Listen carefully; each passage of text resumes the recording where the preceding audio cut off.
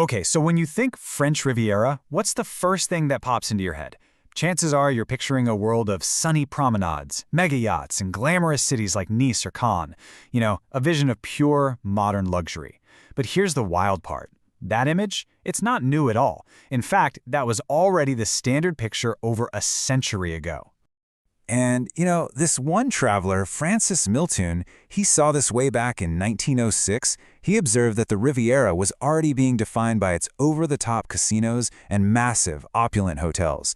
It was the place to see and be seen, a total playground for the wealthy and fashionable of the era. But Milton had this really fascinating thought, a question that, honestly, we could still ask today. What if that whole glittering facade is just hiding a much deeper, more ancient world? He was convinced, totally sure, that the real heart of the region wasn't on the coast at all. It was just beyond it, in the historic lands of Old Provence. So, to really get what he was talking about, we've got to look at the kind of tourism he was pushing back against.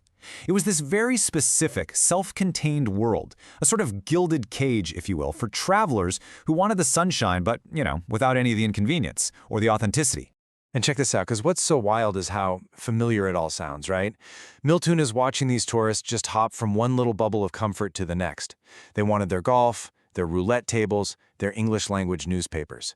They weren't there to actually explore a different culture. They were there to just import their own into a sunnier spot. Basically, it was travel without the travel. So what does he do? He decides to write a totally different kind of book. And that book, his 1906 travelogue called Rambles on the Riviera, is what we're digging into today. And it's less of a guidebook and more of a passionate argument. It's really his plea, just begging travelers to look a little deeper. And he was super clear about his goal here. This wasn't going to be your typical guidebook, listing hotels and things to see. No. Instead, it was a personal record, an invitation to come along with him on a journey down the roads less traveled. The whole point was to give you a completely different way of seeing the place. Yep, this was his whole mission statement in a nutshell. Just to give you a different viewpoint. He just knew that right past all those fancy resorts, there was this incredible world of profound history and raw beauty that pretty much everyone was just walking right by. So what was this hidden world he was so fired up about? Well, it was a place where history wasn't something you'd go see behind glass in a museum. No, history was the landscape. You were literally walking through it, a place just full of these ancient echoes.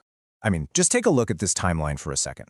Provence isn't just French. It's this incredible tapestry woven together over thousands of years. You've got Greek colonies, then the massive Roman province that literally gave the region its name. You've got popes ruling from Avignon, medieval kings. All of this history was baked into the land long before the first tourist ever showed up with a suitcase. And this is a perfect example of how all those layers are just stacked right on top of each other. Take a city like Arles, for instance. One minute, you're standing inside this huge Roman arena. It's just as epic as the ones in Rome. Then you walk just a few blocks, and bam, you're looking at this stunning medieval cathedral, St. Trophaim. Two completely different worlds, practically touching. And Milton was just blown away by the Roman stuff. He kept reminding his readers, hey, these weren't some backwater towns. The Romans built big here. Truly on an imperial scale.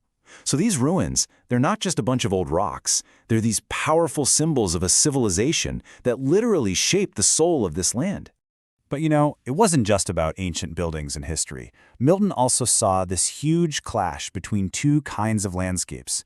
The super polished, predictable world of the resorts, and then the raw, wild, untamed nature of the real Provence.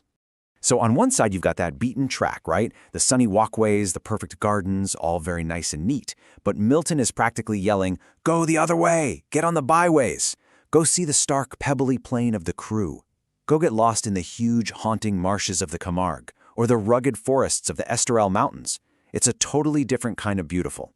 Maybe not as comfortable, but way, way more powerful. Yeah. He was all about exploring these smaller, unique areas. The French have a great term for them, petit pays, which is like little countries. And each one really was its own little world, with its own vibe, its own history, its own flavor. It was the complete opposite of that generic one-size-fits-all feel of the big resorts. And this is really the heart of his whole argument. He's saying that the real prize of traveling isn't the stuff that's made for you, the manufactured fun.